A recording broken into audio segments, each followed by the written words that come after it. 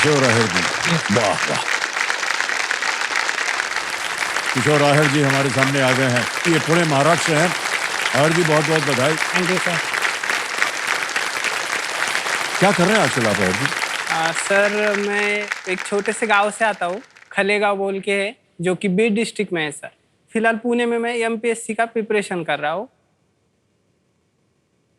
और साथ ही सर मैं एक जॉब भी करता हूँ एज ए लाइब्रेरियन, यानी कि लाइब्रेरी मैनेजमेंट का काम करता हूँ सर। और उससे मेरी पढ़ाई भी हो जाती है और जो मेरी इकोनॉमिकल नीड है वो भी निकल जाती है पूरी सर। हो जाती है। हाँ। वाह। तो ऐसा है भाई साहब कि आप तैयारी कर रहे हैं पब्लिक सर्विस के लिए, यस सर। है ना? हाँ। साथ में आप नौकरी भी कर रहे हैं। हाँ सर। तो दोनों कैसे संभाल लेते हैं आप? सर क्या है ना कि जहाँ मैं नौकरी कर रहा हूँ ना, वहाँ पर बच्चे जो मैं पढ़ाई करता हूँ ना, वो भी वही पढ़ाई करते हैं सर। तो कुछ इतना प्रॉब्लम नहीं आता सर। जो वातावरण की जरूरी है वैसा स्टडी का वातावरण बोलते हैं ना, तो उधर मुझे मिल जाता है और उनकी सहायता भी हो जाती है। और जो लाइब्रेरियन है मेरे ओनर है, वो भी मुझे बहुत अच्छे से सहायता करते हैं सर। तो काम भी चल रहा है और शिक्षा भी चल रही है हाँ, साथ साथ। हाँ, हाँ, ये अच्छी बात है। हाँ। जानबूझ के चुना था आपने कि आप लाइब्रेरियन बनेंगे ताकि आपकी नहीं, पढ़ाई भी हो सके? ऐसा नहीं सर। मैं जब कोरोना आया था ना, तो गांव में था और मैं पढ़ाई करना चाहता था सिविल सर्विसेज की, उधर हाँ। नहीं हो पा रहा था। तो मेरे दोस्त थे पूना में, तो उन्होंने कहा कि ये ऐसी जॉब है, तू कर सकता है और उसके साथ पढ़ाई भी कर सकता है। तो सर मैंने वो जॉब चूज कर ली और उसके साथ पढ़ाई साथ भी। में आए हैं आपके हाँ कंपेनियन के सर रूप में आए। कौन कौन है? सर ये मेरे भैया है नितिन आहेर, और ये वेदांत जाधव है सर, और वेदांत। दूसरा सुरेश आहेर है। बहुत बहुत स्वागत है आप तीनों का। हाँ, वो दोनों मेरे साथी है पूना में। और और किशोर जी, हमारी जो टीम थी एक वीडियो बनाया उन्होंने, हाँ। हम चाहते हैं कि सब लोग देखें उस हाँ video. Sir. Can we see the video please? मेरा नाम किशोर काका साहेब आहेर है। मैं 29 ईयर ओल्ड हूँ। मैं बीड महाराष्ट्र में से हूँ। मैंने बैचलर ऑफ इंजीनियरिंग में मैकेनिकल में डिग्री ली है और अभी पुणे में ना मैं एमपीएससी की तैयारी कर रहा हूँ, साथ ही मैं जॉब भी करता हूँ। लाइब्रेरी में मैं एज ए एडमिन का काम करता हूँ और जो सब स्टूडेंट की ज़रूरतें होती है वो मैं सॉल्व करता हूँ। लाइब्रेरी में जॉब मिलने से मैं बहुत खुश हुआ। इसकी वजह ये थी कि मैं जो पढ़ना चाहता था तो वो भी मैं कर सकता था और उसके साथ साथ मेरा जो नीड था, यानी कि मैं इकोनॉमिकली भी स्टेबल हो सकता था। इसके लिए मेरे को लाइब्रेरी में जॉब करने से बहुत अच्छा हुआ। घर वालों को छोड़ के दूर जाके पढ़ाई करना अच्छा तो नहीं लगता, क्योंकि घर वालों की याद आती है। लेकिन क्या करें, जिंदगी में आगे बढ़ना है तो उनको छोड़ना ही पड़ेगा कुछ दिनों के लिए। मेरे ना पुणे में ऐसे दोस्त बने जो कि मेरे घर वालों की जो याद है ना उसको पूरा करते हैं। हम 4 लोग साथ में रहते हैं एक ही रूम में। हम पढ़ाई भी करते हैं, हम थोड़ी मस्ती भी करते हैं, साथ में खाना भी खाते हैं।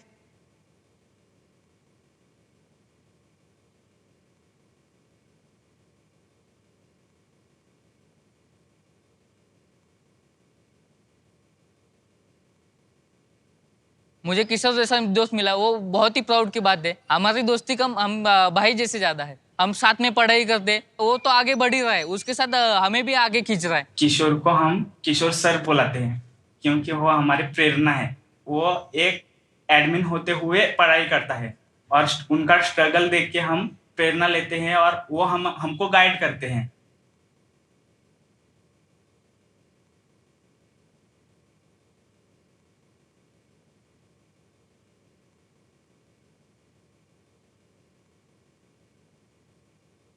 मैं अपने पढ़ाई को और काम को अभी तो मैं मैनेज कर ही रहा हूँ, लेकिन कौन बनेगा करोड़पति में धनराशि अच्छी मिली तो मैं काम को छोड़ दूंगा और पूरा फोकस पढ़ाई पे रखूंगा मेरे।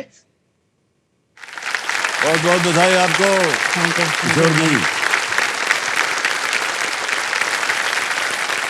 परिवार से दूर हैं आप, लेकिन जब अच्छे मित्र मिल जाते हैं तो वो जो एक खालीपन है वो पूरा हो जाता है। वो आप परिवार की तरह, जितने भी आपके मित्र पीछे बैठे हैं इस बात से सहमत होंगे। भाई भी बहुत भावुक हो रहे थे और मित्र भी बहुत भावुक हो रहे थे।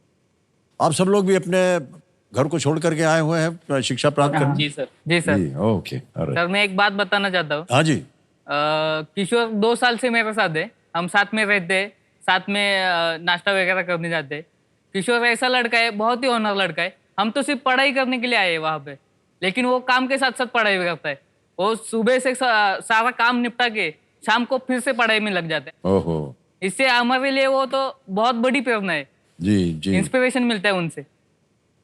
चलिए बहुत अच्छी बात है किशोर, आपने न केवल अपनी मित्रता दिखाई है उनको, बट साथ साथ ये कह रहे हैं कि बहुत सारे उदाहरण दिए आपने अपने कैसे जीवन जिया जाए। बहुत आदर सम्मान देते हैं आपके मित्र हाँ आपको। सर, बहुत देते हैं। आजकल की दुनिया में बहुत कम। जी आप कुछ कहना चाह रहे थे? जी सर, मैं पुरानी यादें ताज़ा करना चाहता हूँ। जब स्टार्टिंग में पुणे में आया था, जी, कोविड का मतलब कोविड में सब बंद था, ठीक है, लेकिन पढ़ाई बहुत ज़रूरी थी। तब किसी ने हमें रहने के लिए रूम नहीं दिया था, तो फिर मैं और मेरा दोस्त लाइब्रेरी में रहते थे। सुबह 5 बजे उठते थे, बाथरूम में नहाते थे, लाइब्रेरी साफ करते थे, फिर सर साथ में रहे फिर हम रात को लाइब्रेरी। 11 बजे तक पढ़ते थे और फिर उधर ही सो जाते थे।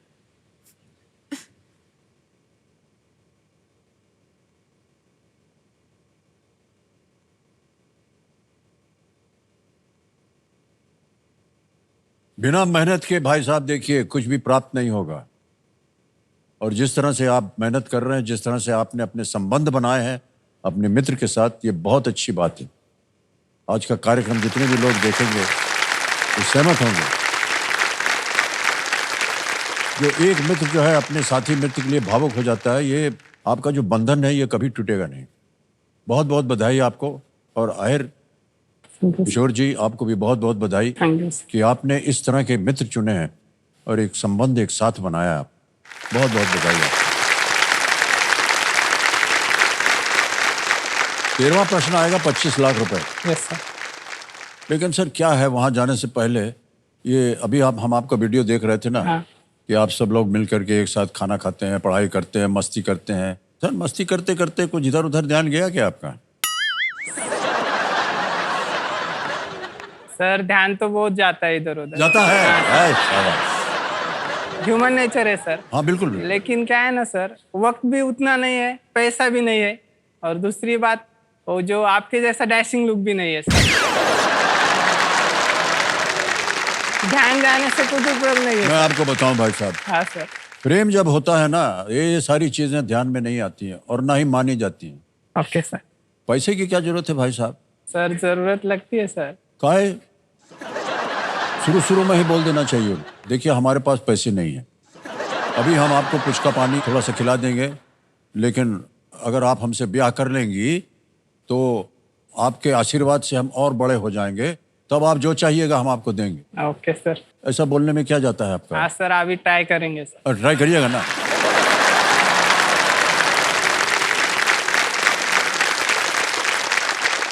ऑलराइट मान्यवर, आएगा 13वां प्रश्न 25 लाख रुपए के लिए। Okay sir.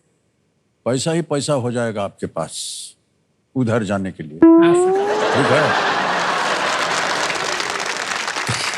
13वां प्रश्न 25 लाख रुपए आपके स्क्रीन के ऊपर ये रहा।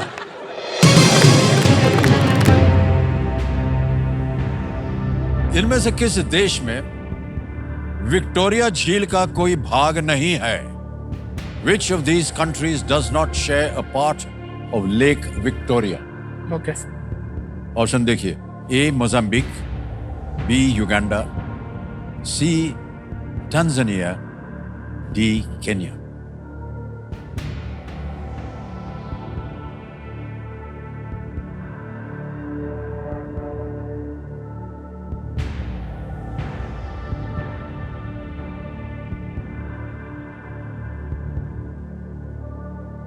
सर ये विक्टोरिया झील जो है ना, वो अफ्रीकन कॉन्टिनेंट पर स्थित है सर। ओके,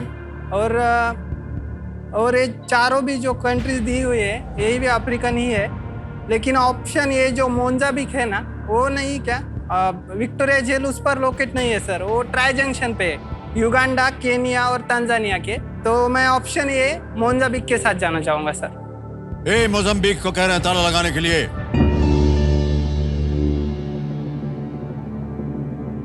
क्या बात है, well played, well right. 25 lakh रुपए जीत ले आपने। Thank you. वाह।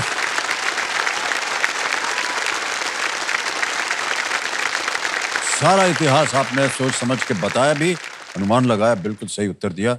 ये अफ्रीकन ग्रेट लेक्स में से एक है, हाँ। विक्टोरिया लेक, और उस क्षेत्र का एक महत्वपूर्ण वाटर सोर्स जहाँ पानी मिलता है, जहाँ से ये दुनिया की दूसरी सबसे बड़ी मीठी पानी की झील है, हाँ विक्टोरिया। बहुत बहुत बधाई आपको भाई Thank you, साहब। sir. ओके, दगनास खेल करके आपने जो लोन था वो चुका दिया। हाँ सर। अब आपने ढेर सारी धनराशि जीत ली है उनके लिए।